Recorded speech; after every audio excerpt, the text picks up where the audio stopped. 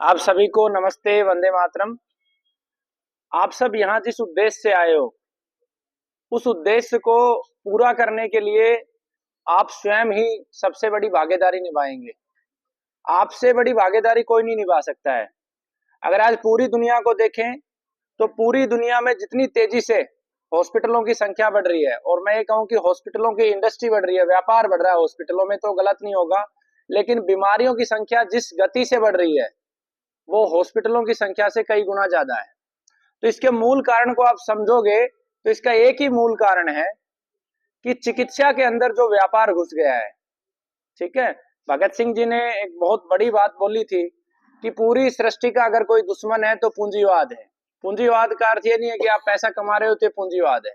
एक ऐसी सोच विचारधारा कि कुछ भी हो, जो धर्म के विरुद्ध जाकर भी पैसा अर्जित करने का इच्छा रखती हो, वो सब पूंजीवाद में आता है। ठीक है। तो आज आप जो सोच रहे हो कि सबसे पहले कैंसर इतना तेजी से क्यों हो रहा है, ये आपको दिया जा रहा है, पूरे प्लान्ड वे में दिया जा रहा है। और अभी कुछ नहीं है, अगले 10 सालों में ऐसा कोई घर नहीं होगा जिसमें 2 3 4 कैंसर के रोगी नहीं होंगे। और कैंसर का दूसरा नाम मौत है। इससे बड़ी गंभीर बीमारी पूरे विश्व में नहीं है। और आज भी पूरे विश्व में इसका कोई स्थायी उपचार नहीं है। उपचार का अर्थ होता है कि आपने कोई दवा ली और आप ठीक हो गए, दोबारा ना हो। तो ये बीमारी एक बार ठीक होती है और फिर दोबारा हो जाती है। आप देखोगे, आप एलोपैथी में जाके कीमो लेते हो, रेडिएशन लेते हो, डॉक्टर आपको कीमो रेडिएशन देते हैं, 5 10 लाख रुपए खर्च होते हैं, फिर 6 महीने बाद हो जाता है, फिर 6 महीने बाद हो जाता है, और व्यक्ति चला जाता है, पैसा चला जाता है।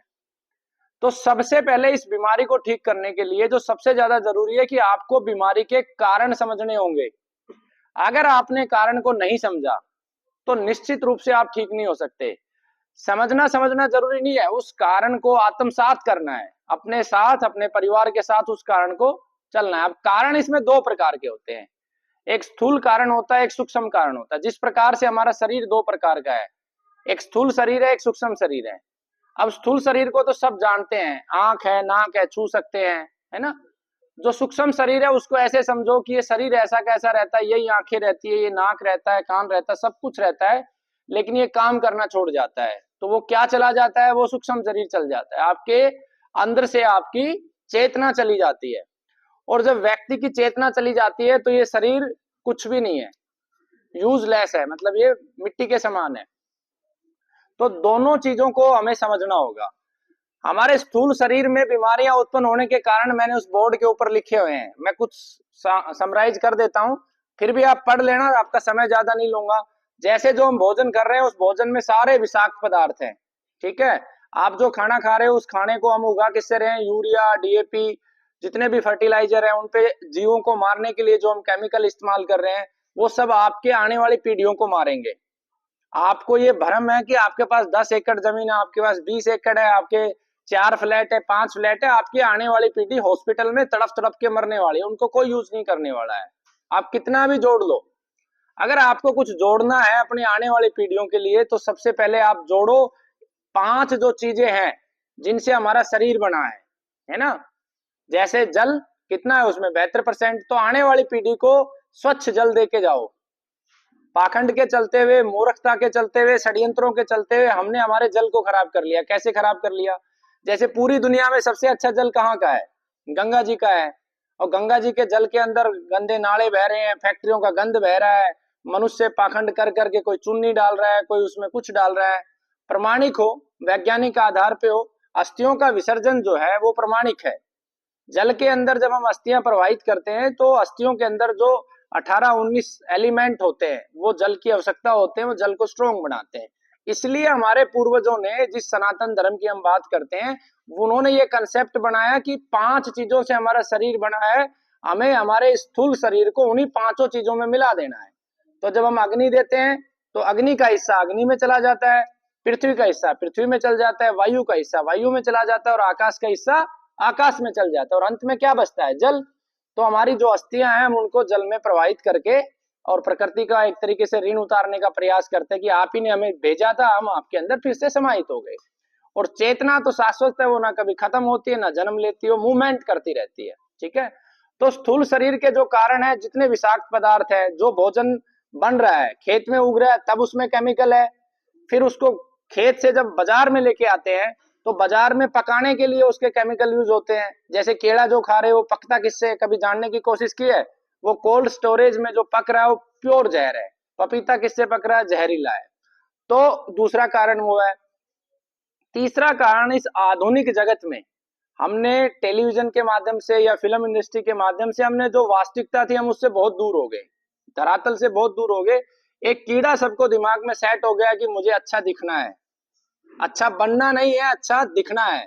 जब तक हम हमारे मस्तिष्क में अच्छा बनने की तरफ नहीं बढ़ेंगे तब तक हम बीमारियों की चपेट में रहेंगे। यानी कि अच्छा दिखने के लिए हम जितनी भी चीजें यूज करते हैं, creams, powder, lipstick, nail paints, तरह तरह के चीजें जो है प्राकृतिक है वो कैंसर देती है। उनके बाकायदा केमिकल के साथ मैंने लिखा, आप कितनी भी ब्रांडेड कंपनी का लिपस्टिक ले लो उसमें निकल होता ही होता है, उसमें मरकरी होती ही होती है। किसी भी कंपनी का ले लो वो आपको कैंसर देगा। आपने नेल पेंट लगाया, आपने आटा गूथा, आपने खुद को भी मार लिया, अपने बच्चों को भी मार दिया। अब आप सोचोगे, तर्क वितर्क करोगे अपने मस्तिष्क में कि कहोगे नहीं जी ना, कैसे ऐसे तो सारी दुनिया को कैंसर हो जाना चाहिए था, सब नेल पेंट लगा रहे हैं। सारी दुनिया को ही होगा। जो गीता में एक बात लिखी है कि मनुष्य कुत्ते की मौत मरेगा, मरना है। 20-30 साल में आदमी मरने शुरू हो जाएंगे। आपने अभी बहुत सारे एग्जाम्पल देखे होंगे कि सोता सोता आदमी खत्म हो गया, शादी पे माला डाल रहा है, माला डालता डालता गिर गया। तो ये प्रारंभ है। तो जिन लोगों को केमिकल शरीर में जाता है वो तुरंत कैंसर पैदा नहीं करता। एक बच्चे के शरीर में बहुत छोटा सा अगर कण चला गया नेल पेंट का तो वो आज ही कैंसर थोड़ी ना पैदा करेगा। प्रकृति ने, परमात्मा ने शरीर को बहुत शक्ति दी है, वो लड़ता है उसके साथ। और जिसकी शक्ति अधिक है, जिसका इम्यून सिस्टम अधिक है, वो उसको पचा के बाहर निकाल देगा, और जिसका कमजोर है वो मर जाएगा, कैंसर हो गया और अन्य गंभीर बीमारियां होंगी। तो सबसे पहले क्रम में आपको ठीक होना है तो स्थूल शरीर में जो जो चीजें कैंसर पैदा कर रही हैं उनको समझना है। एक एक चीज आपको कंठस्थ होनी चाहिए, तब आप बच पाओगे, अन्यथा यहाँ जो भी दवा लेके जाओगे वेस्टेज है। दूसरा, सूक्ष्म शरीर आपका। सूक्ष्म शरीर कैसे काम करता है? सूक्ष्म शरीर हर आदमी का एक मूल होता है, उसकी एक चेतना होती है, एक उसकी आत्मा होती है। हमें अपनी आत्मा से बात करनी है, अपनी चेतना को समझना है। जब हम हमारी चेतना के साथ चलना शुरू करेंगे तो निश्चित रूप से हम हमारे सूक्ष्म शरीर को मजबूत करेंगे। आप ऐसे समझो इसको, एक आपकी बुद्धि है जो हर चीज में कंपैरिजन करके आपको देती है। जैसे आप यहाँ आए तो आने से पहले आपने अपनी बुद्धि लगाई होगी कि मैं उस हॉस्पिटल में जाऊं या उधर एक पतंजलि में जाऊं या मैं उधर जाऊं, वो आपकी बुद्धि ने डिसीजन लिया। फिर आपका मन होता है, मन उसमें अपना इन्वॉल्वमेंट करता है, और अंत में चेतना होती है। तो चेतना के निर्णय, आत्मा के निर्णय सर्वश्रेष्ठ होते हैं। आपको अपनी आत्मा चेतना के साथ चलना है। जितना आप अपनी चेतना के साथ चलते जाएंगे जितना आप मजबूत होते जाएंगे, आप निर्भीक होते जाएंगे, आपको कोई किसी प्रकार की टेंशन नहीं होनी है लाइफ में। अब इसको, हमारे समाज में बहुत सारी भ्रांतियां हैं। हम एक शब्द यूज करते हैं बार बार कि चरित्रवान बनो, चरित्रवान बनो। अब इसका अर्थ समाज में बहुत गलत हो गया है। चरित्र का अर्थ हमने किससे लगा दिया? हमने चरित्र का अर्थ लगा दिया है कि अगर स्त्री और पुरुष के बीच में प्रेम है या किसी अविवाहित लड़के के और लड़की के बीच में प्रेम है तो हम उसको मान लेते हैं कि ये चरित्रहीन है। आज ये इंटेंशन समाज में मैं बेसिकली देखता हूं, लेकिन ये इसका अर्थ ये नहीं है। चरित्र को तोड़ के देखो, चित्त, यानी चित्त आपकी आत्मा, जैसा आपकी आत्मा पे हो वैसा आपकी वाणी में हो। तो आपके अंदर छल कपट ना हो। इसको और सरल करके बताता हूं, आपको अगर मजबूत होना है तो आपके अंदर छल कपट नहीं होना चाहिए। जो आपके अंदर है वो बाहर होना चाहिए। अगर कुछ अंदर और बाहर में मिसमैच है, और वो मिसमैच आपने इसलिए किया है कि किसी का फायदा हो रहा है, कल्याण के लिए, जनहित के लिए, तो वो पाप नहीं है, वो आपको कमजोर नहीं करेगा। जैसे एक चिकित्सक का धर्म होता है कि रोगी ठीक नहीं भी होना होता है तो उसे बोलना होता है कि तू 100% ठीक हो जाएगा, मुझे पता है, क्योंकि ये मेरा धर्म है। किसी को कहते हैं ना कि किसी दूसरे की जान बचाने के लिए अगर हम कुछ करें तो वो हमारी चरित्र का हिस्सा नहीं है। हम हमारे निजी स्वार्थ के लिए अगर कुछ करते हैं तो वो हमें वही चरित्रहीनता की तरफ लेके जाता है। तो हमारे अपने चित्त के साथ हमें होना है। हमें प्रेम, प्रेम संसार की इस प्रकृति के द्वारा दी गई सबसे बड़ी ताकत है, सबसे अद्भुत ताकत है प्रेम। प्रेम जितना इंसान के अंदर, जितना प्रगाढ़ प्रेम होगा वो इतना ज्यादा शक्तिशाली होगा, वो इतना ज्यादा रचनाएं रचेगा इस धरती पे, इतने ज्यादा कार्य करेगा, इतने ज्यादा वो रिसर्च करेगा। तो प्रेम भरपूर होना चाहिए और हर किसी के प्रति प्रेम होना चाहिए। ऐसा नहीं सिलेक्टेड कि इसको प्रेम करूंगा इसको नहीं करूंगा। प्रेम के विषय में भी हमारे समाज में बड़ी भ्रांति है। प्रेम को भी हमने लिमिटेड कर दिया है। फिल्में देख देख के, फिल्मों में एक ही लव स्टोरी चलाई जाती है, लड़का लड़की लड़का लड़की। वो प्रेम नहीं है, वो प्रेम का एक हिस्सा। प्रेम तो अनंत है। आज मेरे पास जितने लोग आते हैं, जो समय बिताता हूं, उन सबसे मुझे प्रेम हो जाता है। पेड़ों से मुझे प्रेम है, वनस्पतियों से मुझे प्रेम है, इवन पत्थरों से हमें प्रेम हो जाता है। हम मंदिर में जाते हैं, मूर्ति होती है, वो पत्थर की तो बनी होती है, हमें उससे प्रेम हो जाता है। हमें अपने व्हीकल से प्रेम हो जाता है। तो प्रेम अनंत है। जो व्यक्ति जितना प्रेम करेगा वो इतना प्रगाढ़ होगा, इतना वो मजबूत होगा।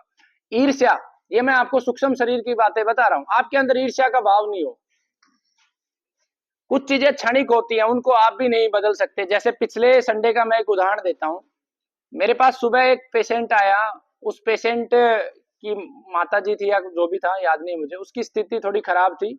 उसने मुझे बताया कि ऐसे ऐसे वो अब सांस भी ठीक से नहीं ले रही है। मैंने उसको अपनी समझ से जो दवा देनी थी, मैंने उनको दवा दी, समझाया, वो लेके गए। वो वहां से लेके तुरंत उस दवा को वापिस आए, है ना। वापिस आके फिर वो इधर बैठे मेरे साथ आधा घंटा। मैं बस जाने वाला था, मेरी 7 बजे ट्रेन होती है, ऑफिस जाना होता है। मैंने उनको फिर समझाया। वो इस दिमाग से बैकअप लेके आए कि अब तो उसको खत्म होना है।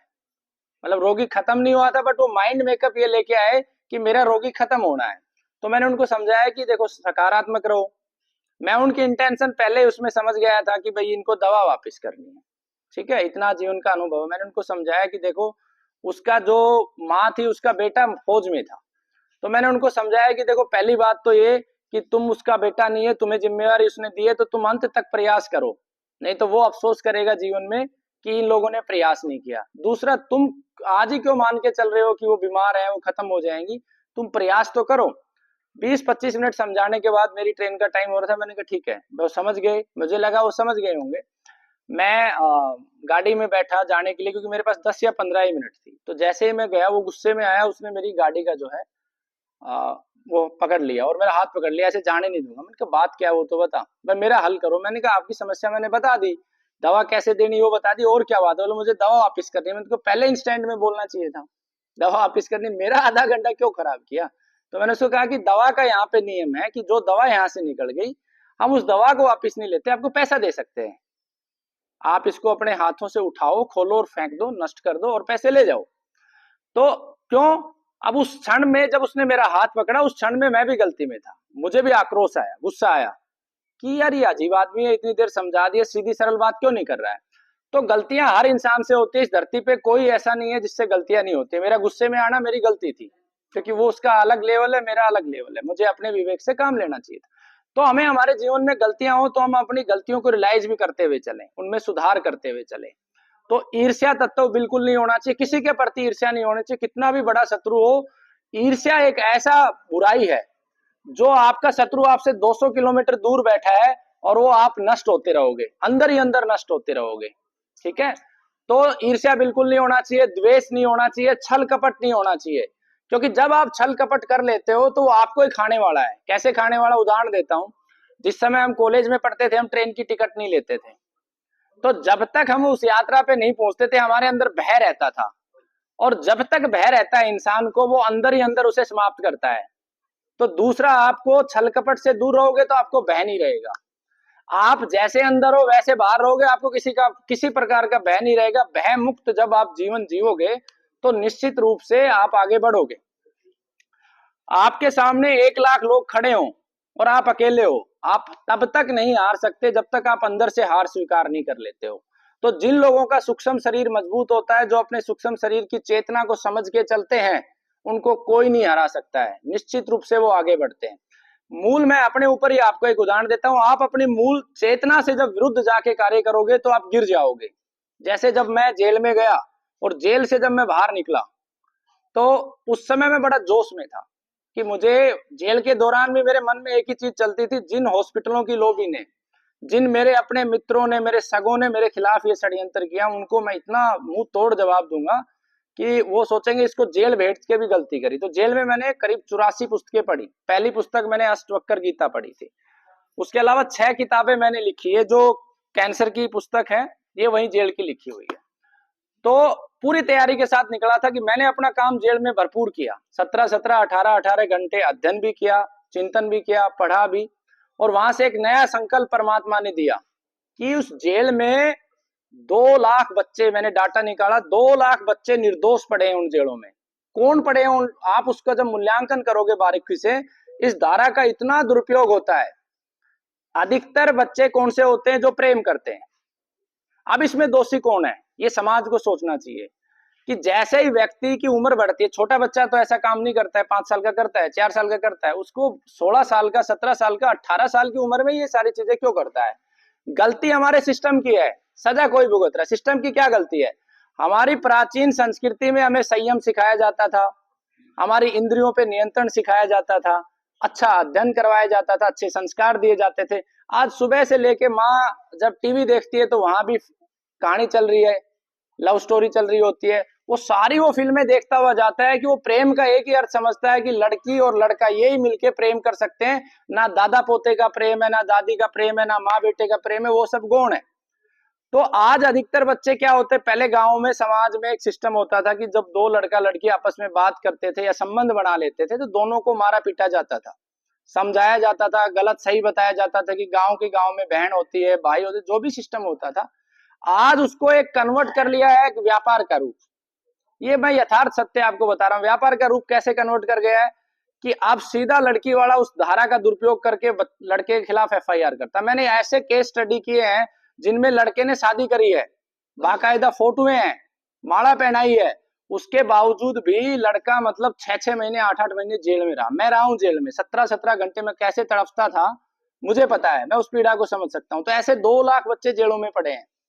दूसरे केस कौन से होते हैं? दूसरे केस होते हैं कि मान लो किसी व्यक्ति को खरीदा नहीं जा सकता है, उसको डराया नहीं जा सकता है, उस व्यक्ति को तोड़ने के लिए ये धारा का उपयोग किया जाता है। इस देश में पिछले 4 सालों से एक प्रतियोगिता शुरू हुई, कैंसर की चिकित्सकों की प्रतियोगिता, कभी किसी ने नहीं करी। हम भाई कबड्डी की प्रतियोगिता करते हैं, कुश्ती की प्रतियोगिता करते हैं, हम खेलों की प्रतियोगिता करते हैं, उसमें हम क्या चुन के लेके आते हैं? हम श्रेष्ठ खिलाड़ी के चुनाव के लिए ही तो करते हैं। लेकिन जो व्यक्ति आपके जीवन को बचा सकता है उसकी प्रतियोगिता क्यों नहीं? क्यों नहीं? जितने भी डॉक्टर्स हैं, जितने भी वैद्य हैं, वो अपने डाटा को सार्वजनिक क्यों नहीं करते हैं? मान लो मेरी पत्नी को कैंसर है, मेरी माँ को कैंसर है, मेरी बहन को कैंसर है, मेरे बेटे को कैंसर है, तो मैं क्या चाहूंगा? जो बेस्ट उसका है उसके पास मैं ट्रीटमेंट लूं। आज अधिकतर कैंसर रोगी केवल और केवल झूठ के चलते हुए मरते हैं। अधिकतर कैंसर रोगी झूठ के चलते हुए मरते हैं। कैसे झूठ चलता है? व्यक्ति की बुद्धि बहुत गौण होती है। जितने भी खास करके जो झूठ है, सबसे ज्यादा आयुर्वेद वाले झूठ बोलते हैं। सबसे बड़े मक्कार इस समय आयुर्वेद वाले हैं। क्या करते हैं वो? एक रोगी आया, 15 दिन 20 दिन में उसमें कुछ हल्का सा इंप्रूवमेंट हुआ, रोगी को भी कैमरा दिखता है तो बहुत उत्साहित हो जाता है, वो बढ़ा चढ़ा के बोलता है। मेरे यहाँ भी रोगी आते बोलते हैं, लेकिन वो ठीक नहीं हुआ है, उसके मोबाइल नंबर और उसका पता नहीं दिया जाता है, और वो वीडियो को प्रमोट करते हैं, वायरल होती है, लोग जाते रहते हैं, कभी इधर गए कभी उधर गए, और लोग खत्म होते रहते हैं। तो अगर ऐसी प्रतियोगिता हो तो सभी को ये पता चले कि भाई किसके पास क्या परिणाम है। तो ये जब मैंने 3 प्रतियोगिता करी, अंतिम प्रतियोगिता मैंने हरिद्वार में करी थी, 30 नवंबर को राजीव भाई का पुण्यतिथि और जन्मदिन था। तो उस प्रतियोगिता को हरिद्वार करने का कारण यही था कि आयुर्वेद के सबसे बड़े दिग्गज इस समय हरिद्वार में ही है। तो वहां स्वास्थ्य मंत्री को भी आमंत्रित किया था, और वहां भी आपके इस गुरुकुल का पहला स्थान था। दूसरे नंबर पे पतंजलि का फाउंडर डॉक्टर है, डॉक्टर सुभाष नायक, वो था। और आज भी जब ये चौथी प्रतियोगिता हुई तो उसमें भी सेकंड नंबर पे वही था। लेकिन मात्र 5 वर्षों में 1082 कैंसर रोगियों की रिपोर्ट नेगेटिव है, विद एविडेंस है। उसमें हालांकि 300 लोगों को रिपीट कर गया है। तो इसका मतलब ये नहीं कि जो नेगेटिव हो गया दोबारा उसको कैंसर नहीं होगी। तो वो कार्य करने का परिणाम ये था कि एक षड्यंत्र रचा गया, और उस षड्यंत्र में मैं मानता हूं सत्य क्या हो तो ईश्वर जाने, सबसे बड़ी भूमिका हिम्स की थी, क्योंकि सबसे ज्यादा फ्रॉड वही लोग करते हैं, डॉक्टर विश्वरूप चौधरी। उससे ज्यादा फ्रॉड कैंसर के विषय में कोई नहीं है, और वो इतना मार्केटिंग का एक्सपर्ट बंदा है। मैंने उससे कई बार व्यक्तिगत रूप से उसके ऑफिस में जाके मिला हूं। पहले उसने बोला कि आप प्रतियोगिता, जब पहली प्रतियोगिता गुरुकुल में हुई थी तो उसने बोला कि आप दिल्ली में रखो, मैं अपना डाटा देने आऊंगा। और दिल्ली में रखा, बिल्कुल प्राइम लोकेशन में, वहां भी नहीं आया। हरिद्वार में रखा, और वो आएगा भी नहीं। वो सिर्फ और सिर्फ बेवकूफ बना सकता है लोगों को, और ऐसे बहुत सारे लोग हैं। ऐसे खाली वो ही नहीं है, जैसे मेरे खुद का साला है, सगा साला है, उसने यहाँ से 10 किलोमीटर दूरी पे लोगों को बेवकूफ बना बना के बेवकूफ बनाते रहते हैं। तो जिसको पैसे की ललक है वो करेगा। तो पूंजीवाद जो चिकित्सा में घुस गया, ये आपको बख्शने वाला नहीं है। इसका एक ही तोड़ है, आपका ज्ञान, आपके सवाल। आप जिस भी चिकित्सक के पास जाओगे ये सवाल करोगे कि आपने कितने रोगी ठीक किए, क्या प्रमाणिकता है उसकी, उनसे बात करवाइए, तब जाके दुनिया में कैंसर का उपचार आएगा। तो लंबा हो जाएगा विषय, तो आपको अपने सूक्ष्म शरीर पे काम करना है। मैं इसको समराइज करता हूं, ठीक है। तो सूक्ष्म शरीर का मैंने बताया, प्रेम करना है, ईर्ष्या नहीं करनी है, द्वेष नहीं करना है, छल कपट नहीं करना है। जितना हो सके हम रोजाना 2-3 लोगों का सहयोग करें, जितना संभव है। मनुष्य का ही जरूरी नहीं है, पक्षियों के लिए दाना डालें, पेड़ों को पानी दे। जो भी अच्छा काम आपके अंदर से आवाज आनी शुरू हो जाएगी, जब आप अच्छा करते हो तब भी अंदर की आवाज आती है, और जब गलत करते हो तब भी आती है। हर व्यक्ति को आती है। वो अलग बात है कि व्यक्ति उसे सुनता नहीं है, उसे इग्नोर करता हुआ एक अलग बात है, लेकिन हर व्यक्ति को वो आवाज आती है। तो आपको अपनी चेतना के साथ चलना है, ये सूक्ष्म शरीर पे कार्य करना है। इसके बाद तीसरा जो कार्य है ये मिक्स चलता है, ये सूक्ष्म शरीर पर भी काम करेगा और आपके स्थूल शरीर पे भी। इसमें सबसे बड़ा जो हथियार है वो है आपके उपवास, और उपवास के कई प्रकार हैं। सबसे जो श्रेष्ठ उपवास जिसे मैं मानता हूं कैंसर के लिए, श्वासों का उपवास। तो ये निरंतर आपको 24 घंटे श्वासों का उपवास करना है। कैसे करोगे? आपने मुंह बंद कर लिया, जितनी देर रोक सकते हो रोकिए, फिर आप नाक से सांस को फेंकिए। इस अभ्यास को आप निरंतर करते रहोगे 12 घंटे। जब भी आपको टाइम मिले, आप इसके लिए पकड़ना भी जरूरी है, खुद से भी रोक सकते हो, आपका कंट्रोल बन जाएगा। इस अभ्यास को आप करोगे तो आप पाओगे कि जो कैंसर 1 साल में 1.5 साल में ठीक होना था वो 8 महीने में ठीक हो गया। दूसरा, मौन उपवास, ये बहुत महत्वपूर्ण है। जितना आप मौन रहोगे जितना आप जल्दी ठीक होगे। तीसरा जो प्रकार का उपवास है, उपवास का अर्थ अनर्थ कर दिया गया। हमारे यहाँ हर चीज के अर्थ को अनर्थ करके पेश कर दे। उपवास का अर्थ हमने क्या निकाल लिया कि हम भगवान जी से मांगेंगे ये काम हो जाए, नहीं होना। आप चीज को वैज्ञानिकता से समझो, पूरा का पूरा हमारा जो धर्म है वो पूर्ण रूप से वैज्ञानिक था, वर्तमान में नहीं है। तो आपको दूसरा उपवास मौन उपवास करना है। तीसरा प्रकार का जो उपवास बहुत अच्छे से काम करता है कि आप अपनी समस्त इंद्रियों का उपवास कर दो। आप ध्यान में बैठ जाओ किसी अच्छे स्थान पर, किसी बड़ के पेड़ के नीचे, पीपल के पेड़ के नीचे। जितने संत महात्मा थे वो बड़ पीपल के नीचे क्यों बैठते थे? क्योंकि वहां पे एक तो प्रचुर मात्रा में ऑक्सीजन है और वहां पर सकारात्मक ऊर्जा होती है। जितनी बरगद पीपल के पास, गाय के पास सकारात्मक ऊर्जा है, पॉजिटिव एनर्जी है, कहीं नहीं है। तो आप अपनी आंखों को बंद करो, कानों को बंद करो और ध्यान लगाओ। अपनी सांसों पे ध्यान लगाओ, सांसों को रोको, सांसों को छोड़ो। ये उपवास ज्यादा से ज्यादा करो आप, ठीक है। तो 3 उपवास हो गए, श्वास का उपवास हो गया, आपकी इंद्रियों का उपवास हो गया, आपका मौन उपवास हो गया। चौथा उपवास अलग अलग अंग का उपवास होता है, ठीक है। वो लंबा विषय हो जाएगा, वो आपको रिकॉर्डिंग्स में मिल जाएंगी सारी चीजें। जैसे लीवर का एक उदाहरण देता हूं। तो लीवर का उपवास क्या होता है? लीवर का उपवास है कि जो फंक्शन लीवर कर रहा है उसको कुछ समय के लिए अपने को रेस्ट देना है, और जो चीजें लीवर के लिए फेवरेबल है वो उसको खाने के लिए देना। हर किसी का मनपसंद क्षेत्र होता है ना। जैसे मेरे 5 मित्र हैं, एक मित्र मेरे जो जिंदगी में सबसे अच्छा था वो चला गया, उसी के नाम से ट्रस्ट है। तो मुझे कल ही रात को सपने में आया, 2013 में गया था। मुझे वो एक 10 मिनट के लिए भी सपन में आ जाता है तो मुझे लगता है कि मैं बस, मुझे क्या मिल गया, मुझे और कुछ नहीं चाहिए। उसका जो अद्भुत प्रेम था, इतना प्रेम मेरी माँ ने भी नहीं किया मेरे से। तो जो चीज आपको सबसे ज्यादा फेवरेट लगती है वो आपको, उस लीवर को जो फेवरेट लगती है तो वो लीवर को वो चीजें देनी है। और जीवन में भी आपको पाप पुण्य क्या है, पाप पुण्य के उससे ऊपर उठ जाना है। पाप पुण्य सिर्फ इतना है, जिस चीज को आपकी आत्मा स्वीकार नहीं कर रही, ये गलत है, वही पाप है। बाकी कुछ पाप नहीं है। ये अगला जन्म, पिछला जन्म, ये इस पे फिर कभी मैं बोलूंगा, आज विषय लंबा हो जाएगा। तो आपको अपने लीवर पे फोकस करना। लीवर के लिए फेवरेबल क्या है? जो चीजें जल्दी पच जाएं। क्या जल्दी पचने वाला है? बिना केमिकल का पपीता, मूंग की दाल, गन्ना, ये 3 चीजें लीवर के लिए अमृत है। तो उस दिन इन्हीं का सेवन करो। कच्चे पपीते की सब्जी बना के खाओ, पका हुआ पपीता खाओ और गन्ना चूसो, ठीक है। इसके अलावा लीवर की जो औषधियां हैं वो बुक में मिल जाएंगी आपको, चैनल पे मिल जाएंगी। पुनर्नवा, मकोय, भूमि आवड़ा, सरपुंखा, ये औषधियां आप सेवन करो। तो ऐसे हर 7 दिन में उपवास करो।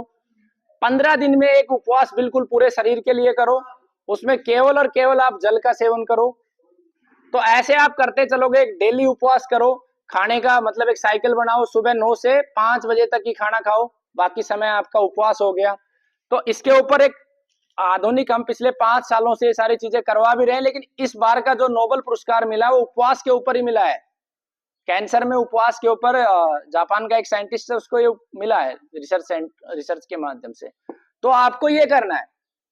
इसके बाद योग प्राणायाम है, वो सारी वीडियो में मैंने बता रखा, वो आपको करना है। अब अंत में सिर्फ 3 चीजें हैं।